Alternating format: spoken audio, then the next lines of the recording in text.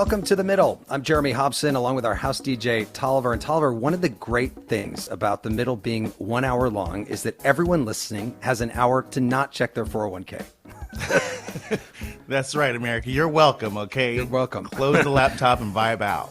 The stock market, of course, has had a lot of ups and downs recently, but in the big picture, it is down almost 10% since Trump was elected president. And a lot of that is about uncertainty over trade because of the president's tariffs. There are other big economic changes in the Trump presidency, too, a crackdown on immigration, the firing of tens of thousands of federal workers. And this hour, we have with us one of the most listened to economists out there, Larry Summers, who was Treasury Secretary under Bill Clinton, but has publicly criticized both parties on the economy. He'll be taking your questions in a moment at 844-4MIDDLE. That's 844-464-3353. But first, last week, we asked you for your thoughts on the first 100 days of Trump's presidency. Here are some of the comments we got after the show.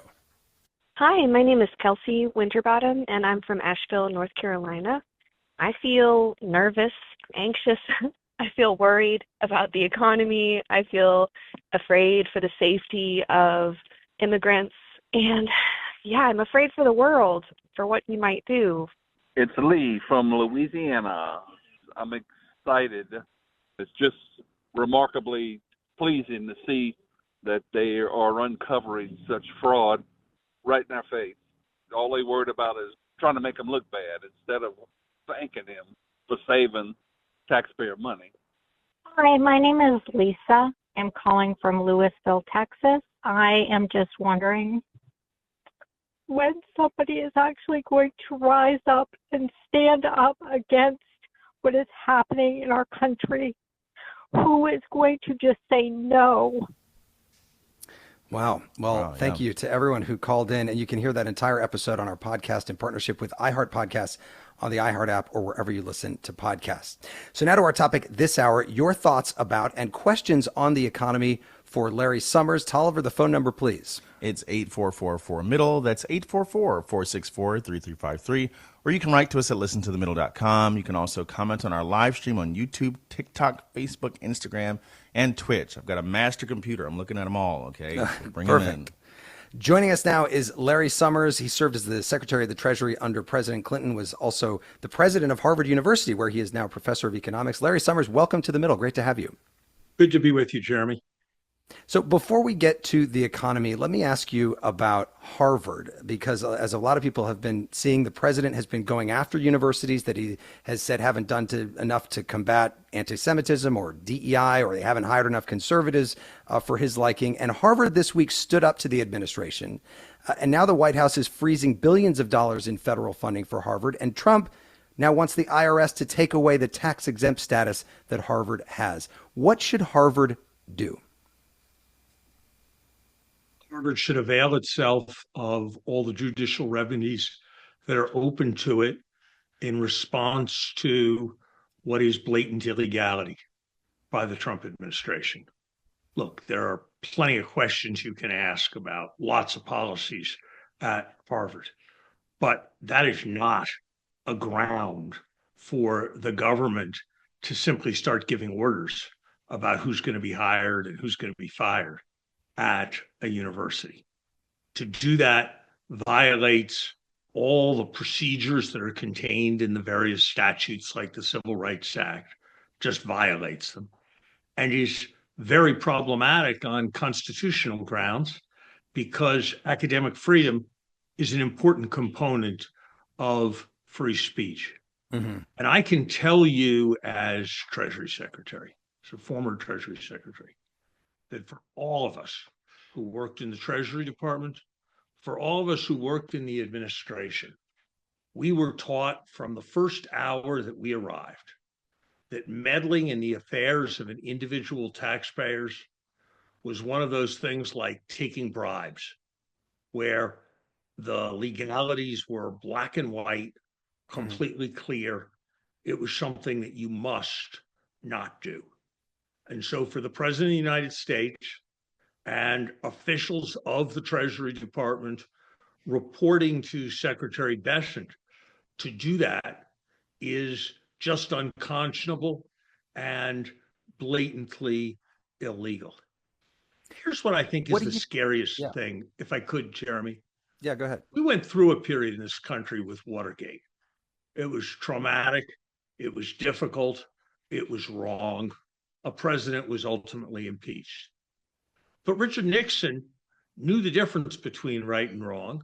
And so when he was doing wrong, he tried to hide it. Now we have an administration that is breaking the law with impunity and visibility because that way more people will be intimidated and will be cowed away from dissenting. That's how countries descend into dictatorship. And I don't think he's going to succeed because I have great confidence in American institutions. But that is what President Trump is trying to do. Why do you think he's trying to do that? What do you think this is about at the core, that he wants control over universities in this country? It goes way beyond universities.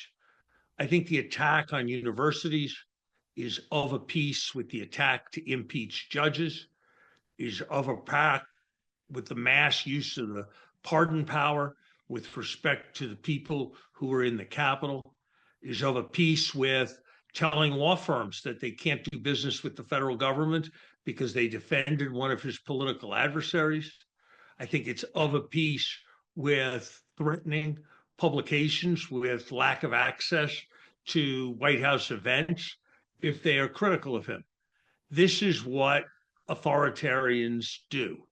This is what happens when a dictator takes over a democracy. We're at early stages. I don't mean to say that this has happened in the United States, but it's become very clear in recent months that that is what is being attempted. And I think it's very dangerous. You know, we're going to talk about economics, and Yeah. those issues are immensely important. But we have recessions and then we have recoveries. We have the stock market go down and then the stock market uh, goes up.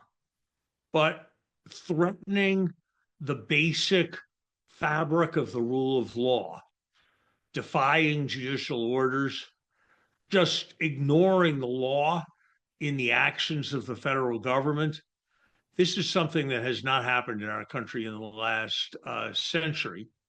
And if it is tolerated and permitted and comes to be normalized, it is a very, very deep long run threat, including a deep long run threat to the economy, because one of the bases of our economy is the idea that we have an impartial rule of law.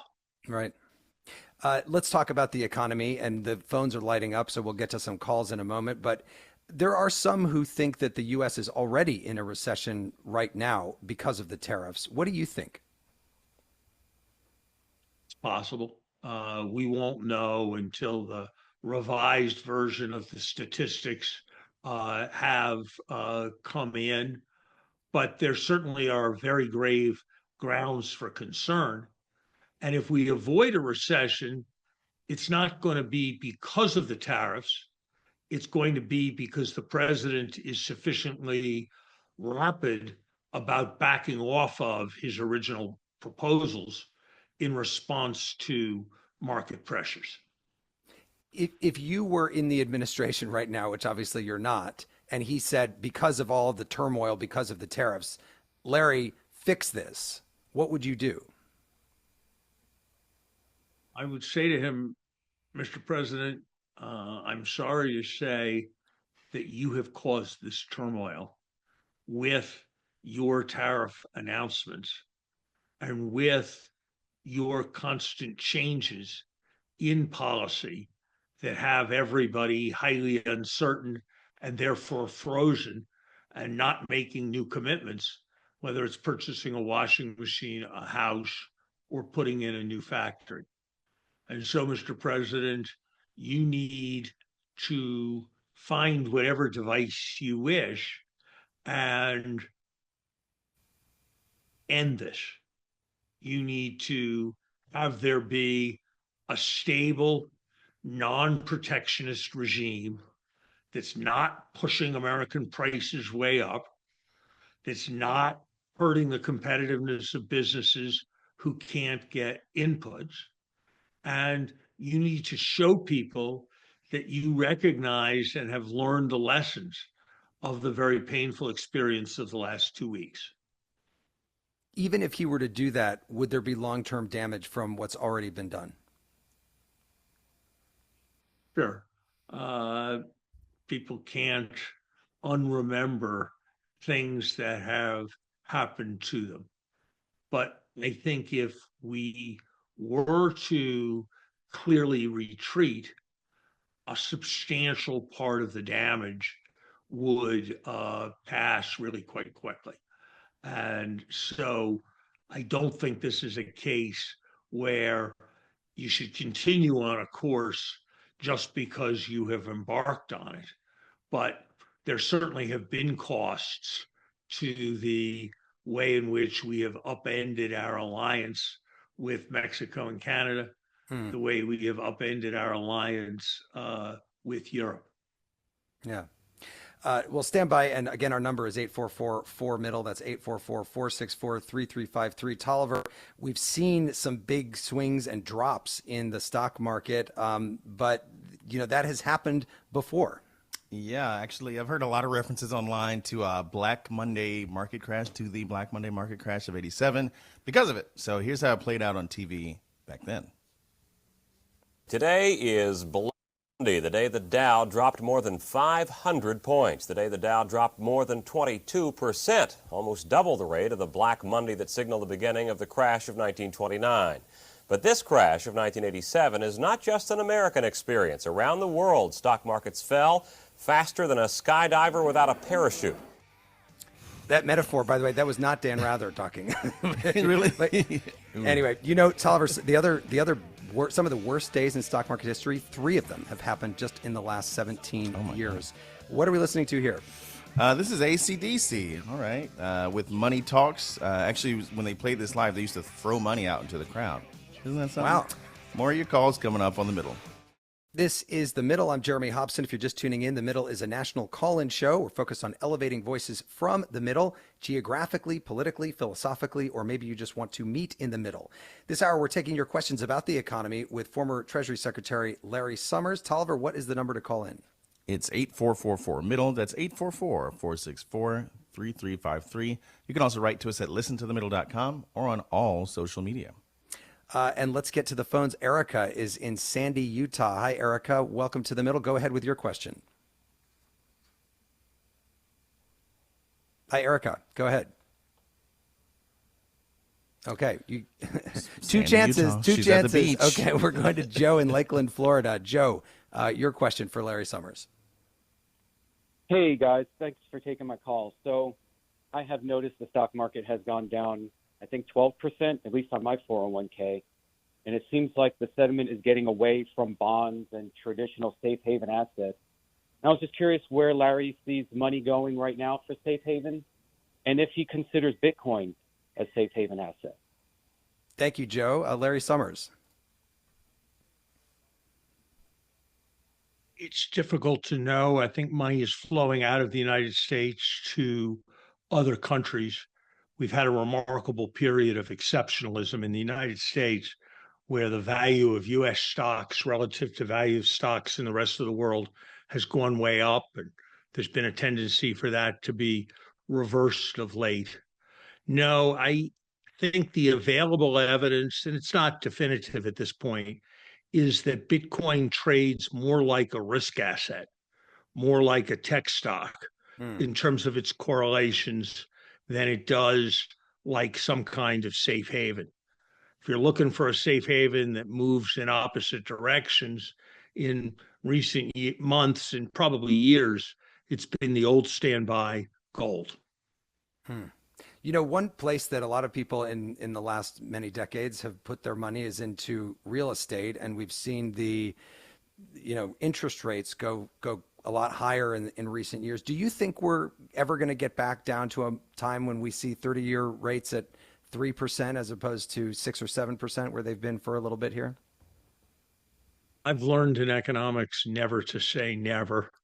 I certainly never imagined through most of my lifetime that I would ever see the kind of 4.5% mortgage that my father had gotten in 1961. I remember very well when I bought my first house, I felt extremely lucky that Harvard was prepared to give me a 9% mortgage, even though market mortgages at that time were 13. So you never know how things are going to fluctuate. But I would not expect to see very low mortgage rates in the near future unless we have a major economic downturn. And it's certainly possible with everything that's going on that we will have a major economic downturn. And if we do, the Fed will move very strongly to cut rates, and it might well be that mortgage rates would fall. But that would be a sign of a very troubled economy, not any kind of success of economic policy. In the context of success, I would be surprised if mortgage rates fell below 6%. Tolliver. Hey, I have a question. So Saturday Night Live did a sketch last weekend about how if you're not somebody who's a homeowner or playing the stock market, that you don't care about tariffs. You don't care about the stock market crashing. So say you're a renter or somebody like that who sort of isn't related to this world so much. What should you really be worried about? Is it just the price of eggs or what? You should be worried about the price of all the things you buy. The Yale Budget Lab estimates that the current Trump program would raise prices enough to cost the average family about $5,000. So that's a pretty substantial burden to worry about. And if that happens, you're going to quite likely get an economic downturn because if people are paying those higher prices, they're going to be able to afford to buy less stuff. And when they're able to afford to buy less stuff, there are going to be fewer jobs, and the whole thing's going to multiply. And so people should worry about the stability and security of their jobs as well. So I think that everybody's got a stake in this, not just homeowners, not just those with stocks, but all of us who are doing things and buying things in the economy have a stake in the damage that's being done. Let's go to Laurent, who is calling from Atlanta, Georgia. Laurent, go ahead with your question. Yeah, good evening. There's been a lot of reporting on the link between the tariffs and the loss of trust from foreign investors in the bond market. But I'm wondering if that loss of trust is also closely linked to the loss of structure in our own U.S. government after Trump and his team are dismantling scientific research funding and possibly a lot of services, and that would cause the loss of trust from investors. Good question, Laurent. Larry Summers, what do you think? A very good question, and I think all of it factors into markets. I think it's fair to say, however, that since so-called Liberation Day 2 weeks ago, there's been much more drama in markets, much sharper declines, much different pattern between the stock and bond markets than there was before. And so the big increase in drama right after the big tariff announcement suggests that one should probably think of the tariff announcement as the largest factor going over the last couple of weeks. But that does not mean that you can ignore the budget deficit, slash scientific research, raise questions about the rule of law without doing damage to the valuation of U.S. assets. Sean is calling from Dallas, Texas. Hi, Sean. Go ahead. Yeah. Hey, so we know that the 1% own more than, I guess, the lower class, middle class. And I'm kind of concerned that the Trump tariff tax, actually. It's going to affect everybody. Right now, the very wealthy, if they own stock, unless they sell it, they don't pay taxes. And I'm just concerned about the tax shift. Basically, if he does give tax cuts, be Trump, then it's going to be to the wealthy mostly. Aren't we pushing the money the wrong way? Shouldn't we be, helping the middle class, lower class, as opposed to doing what we're doing right now? I see what you're saying, Sean, that basically you'd have a tax cut that leans toward the wealthy, and also the tariffs, which may disproportionately hurt people at the lower end of the income spectrum. Larry Summers, what do you think? John, I share your concern. That's why I've worked in Democratic administrations, not in Republican administrations. The alternative school of thought emphasizes that when you cut high-end taxes, you are encouraging entrepreneurship, you are encouraging business investment, and all of that is the stuff that creates jobs and creates prosperity. I don't share that argument. I would rather see us build our economy starting from the middle class. But this is an area where economists disagree, and I believe what I believe, and I believe it strongly.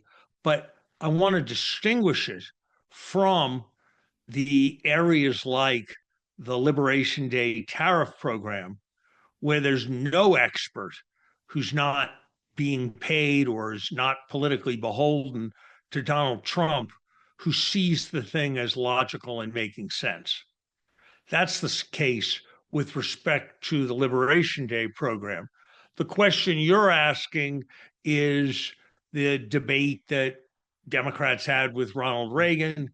It's the debate that Republicans had with Bill Clinton and Barack Obama. It's a long-standing debate.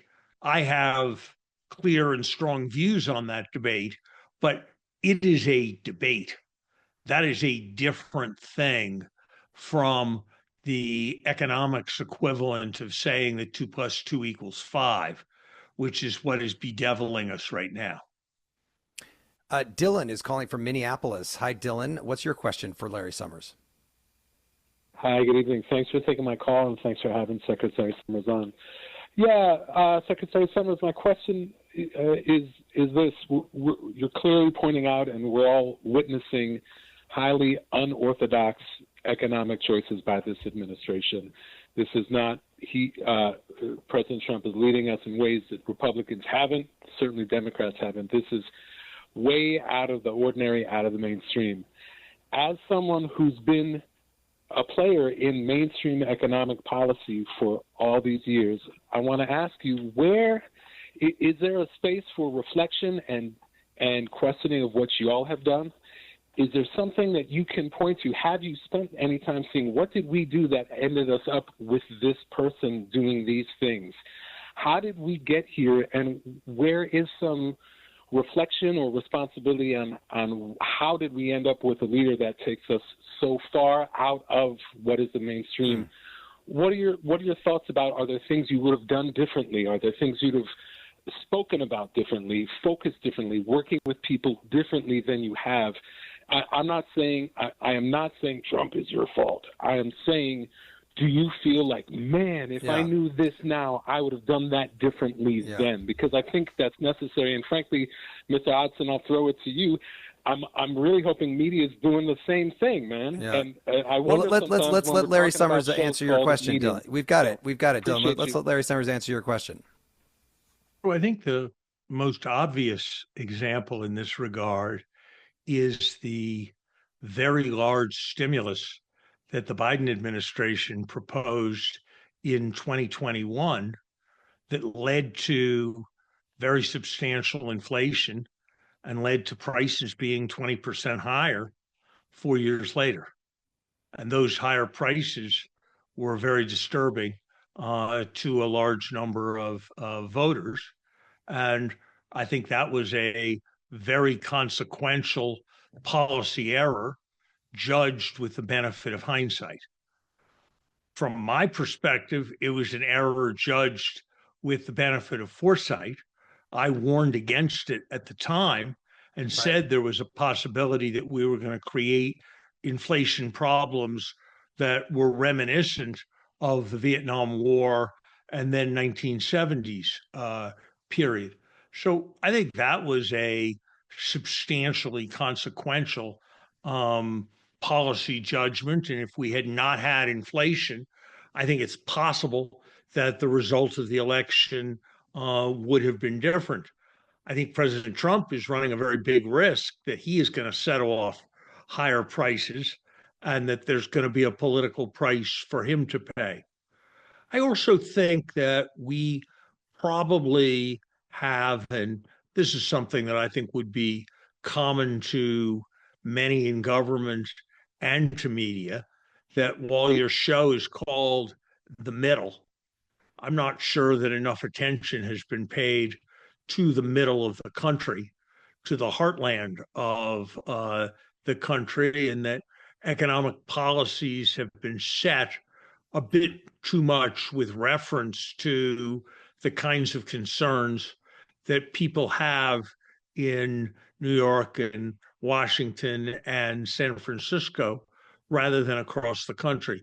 As an example of that, I think Democratic administrations have made a bit of a mistake. They've put overwhelming emphasis on the issue of college affordability. And that is a absolutely important issue. I'm proud of what I did to make Harvard free for any family with an income under now $100,000.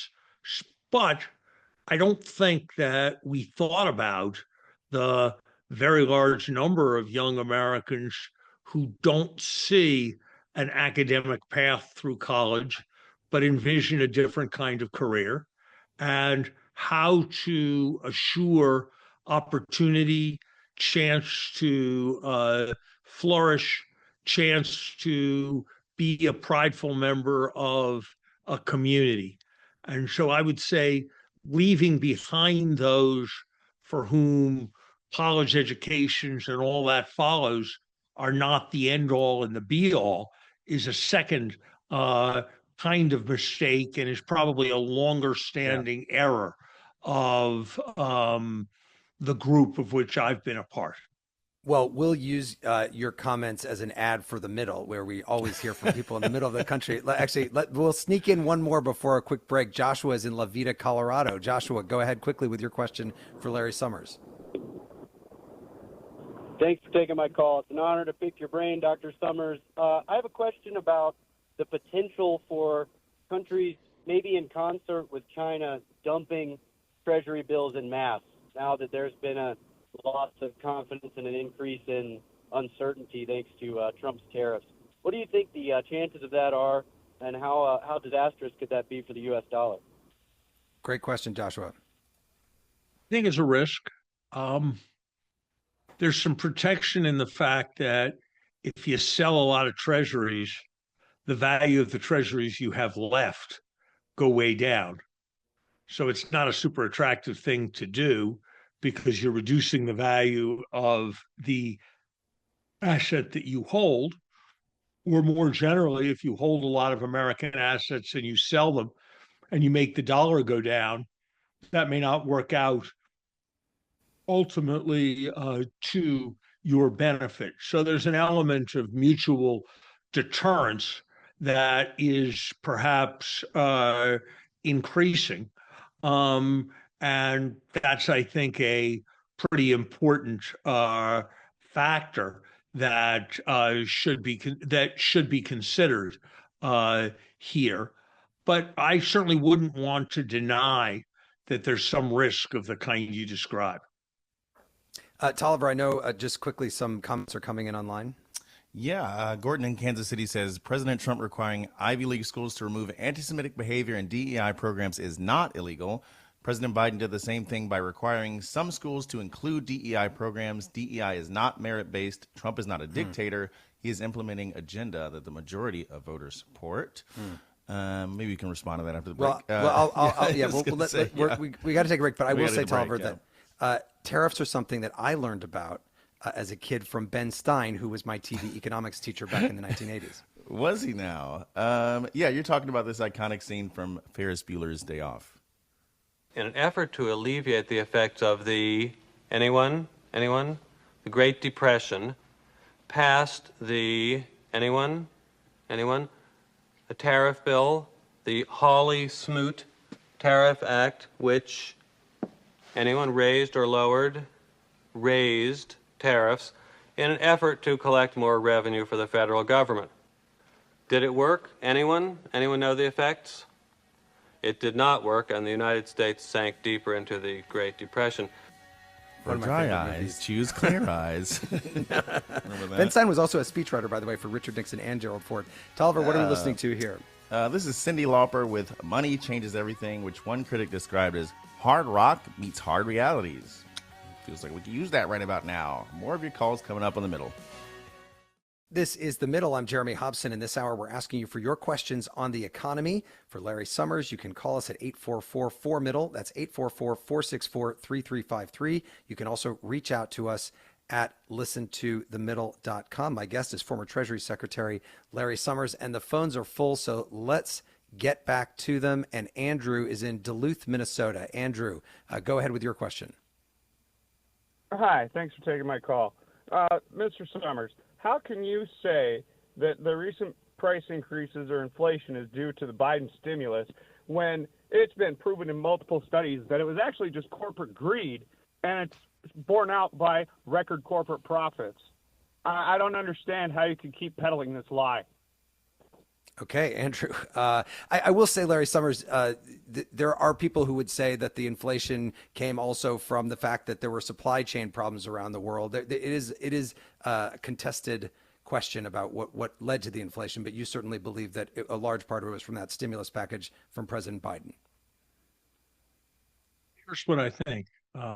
If you hadn't had so much money poured into the economy, then given the constrained supply, you wouldn't have had such large price increases. But when you had constrained supply and then you poured a lot of money in, and so there was demand for 200 widgets and a business only had 125 widgets, what were they going to do? They were going to raise their price. And so that's, I think, the way to understand what it is that happened. I don't think, with all due respect to the caller, that the caller's view is a preponderant one among people who have studied what caused this. In many, many industries, I mean, take an area where inflation was particularly severe, rent on houses. Landlords charge what they can get. I don't think that's greed. That's kind of the way the economy operates. Nobody can say that all the landlords in the country or even all the landlords in Cincinnati constitute a monopoly. There's a market price, and the market price depends upon supply and demand. And when you pump up demand very far, before there's any chance for supply to respond, you're going to get a big increase in prices. And I think that's the clearest way to think about what it is that happened with respect to a significant part of the inflation. Frank is calling from Chicago. Frank, go ahead with your question. Hi, Frank. Are you there? See, the thing is, people wait for so long and then they do something else. But Andrew is with us from Palo Alto, California. Hi, Andrew. Go ahead.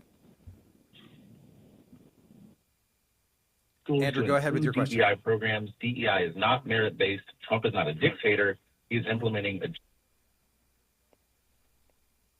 Having a problem there with some of these callers. Chris in That was Nashville. word for word my comment, actually. That was you. That was a delay. Yeah. Chris, if you're there in Nashville, Tennessee, go ahead with your question. Hey, can you hear me? Yep, go ahead. Hey, thanks for taking my call. So I'm in a very conservative part of the country, was raised more liberal. I'm not a fan of Trump because of his blatant narcissism, but I do think there's some merit in some of the things he's trying to do.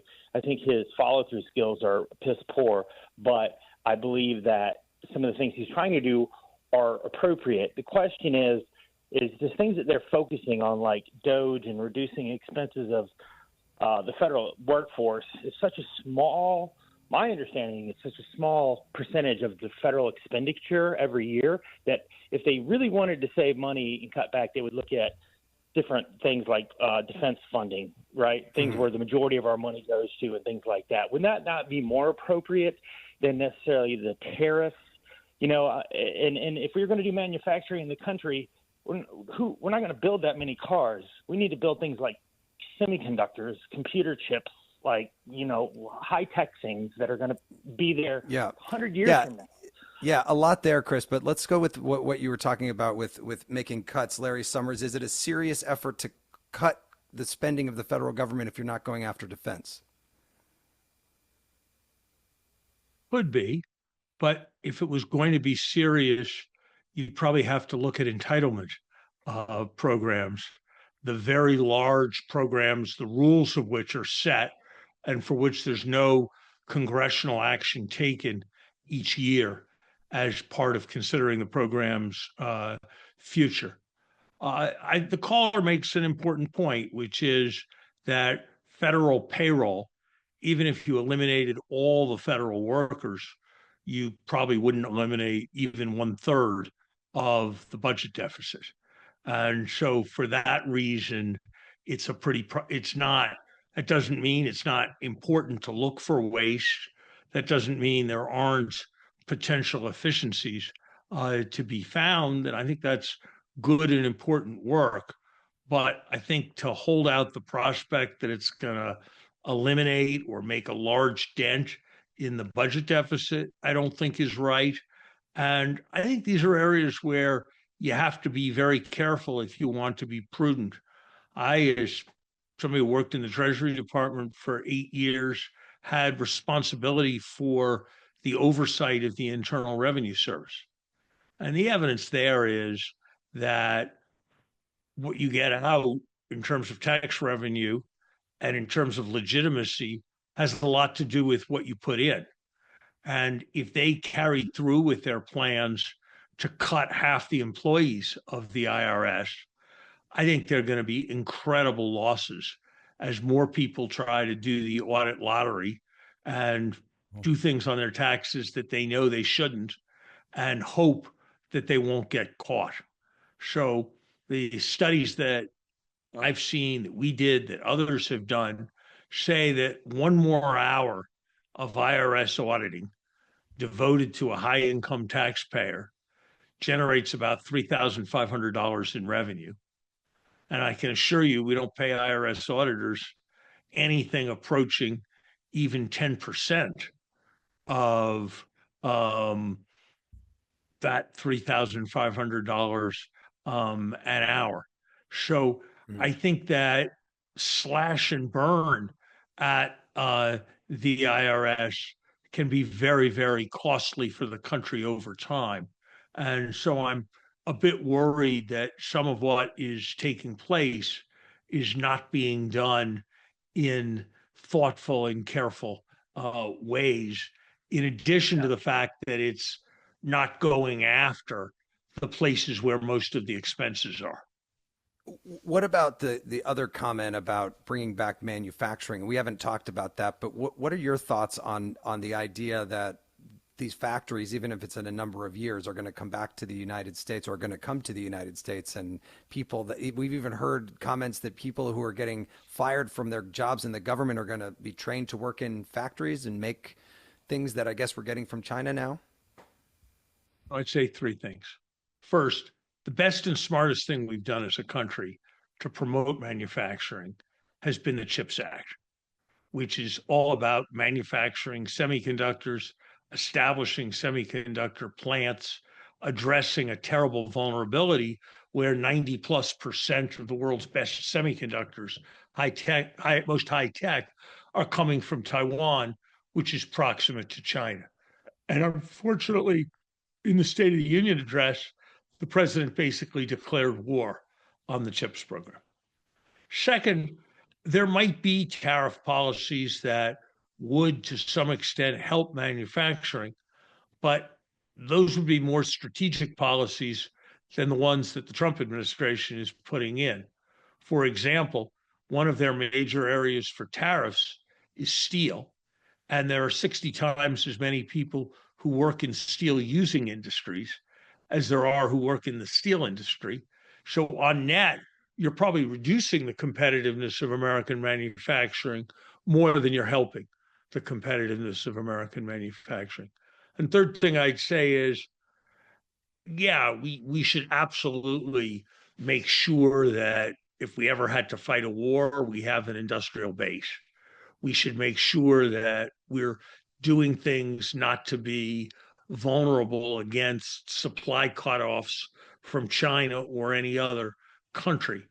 But the idea that we're going to bring back a huge manufacturing sector that's going to be a large scale source of employment, I don't think that's terribly realistic. The number everybody quotes is that 8% of the population is employed in manufacturing. That's a somewhat misleading number because people think about people working on assembly lines and the like. But in fact, half of that 8% are people who are working in marketing or accounting or sales or what have you. And so the number of people who are working in actual manufacturing on a factory floor is only about 1 in 25 Americans. And so even if you were going to increase that number, which I very much doubt we will, you're not talking about something that's going to be an immense factor in the economy. Let's get to Andrew, who's in Palo Alto, California. Hi, Andrew. Welcome to the middle. Go ahead. Hey, question for Professor Summers.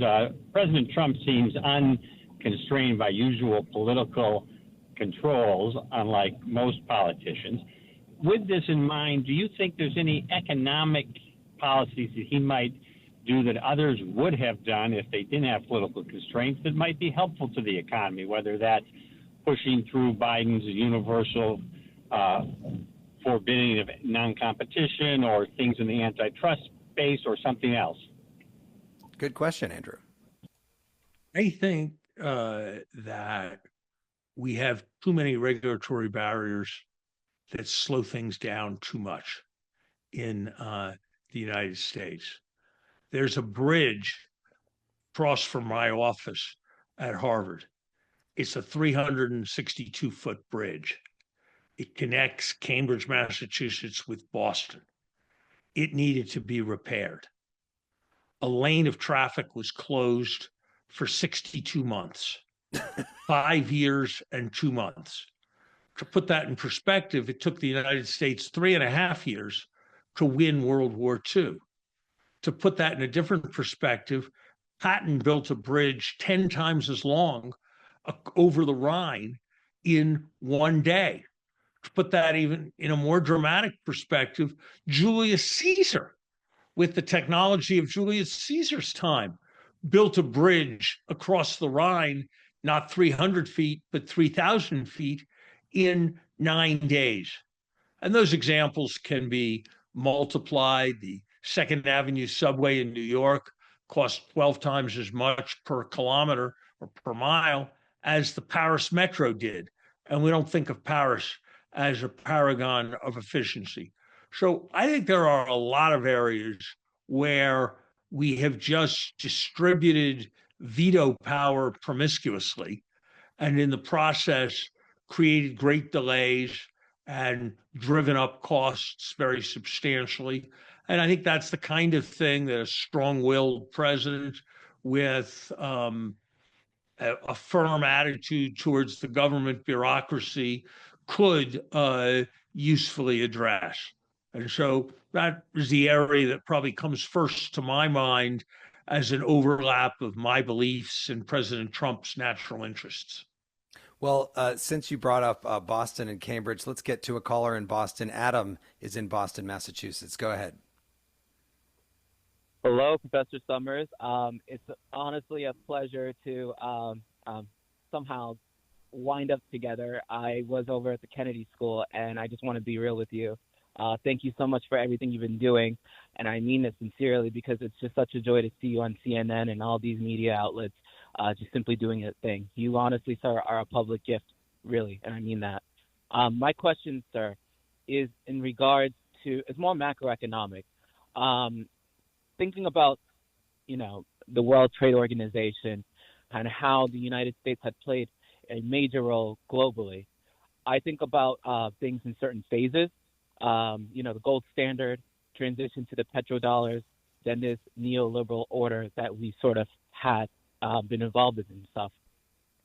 My question to you, sir, and I'm considering and looking at some of these things, and I don't mean to theorize such, but when this president talks about Greenland and basically trying to, and it seems like more of an enforcement of the Monroe Doctrine, where it's mostly about protecting the Western Hemisphere, and then sort of releasing out of this globalist system that, I'll be real with you, I'm only 31 years old, but it's been such a privilege to be involved in and see as a kid, growing up in a post-Cold War society, born in 94. What is the end goal of all this, sir, with these tariffs and stuff? Because he's just simply ripping us apart. But what do you suppose he is taking us to? Because I just can't imagine us going back. Adam, I think we've got it. I don't have that much time, so let's go to Larry Summers for his answer. Thanks for the call. I think it's dangerous nostalgia. I think there's a kind of myth that things were better 40 years ago.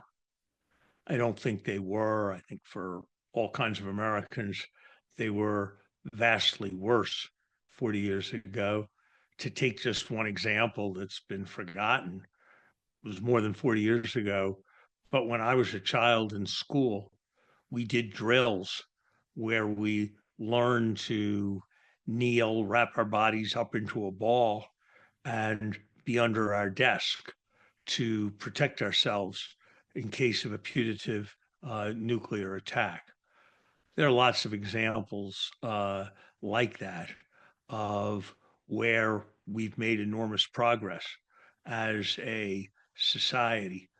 But I think the president has a kind of nostalgia for what he thinks of as an earlier time. I was struck by an event at the White House in the last few days where they were celebrating a return of coal mining. Right. Now, most of us thought that the highest aspiration of most coal miners were that their children would not have to be coal miners and would be able to pursue a different opportunity. And certainly coal is toxic to human health, see black lung disease. Coal is part of a contribution to particulates and lead in the air, which raise mortality rates.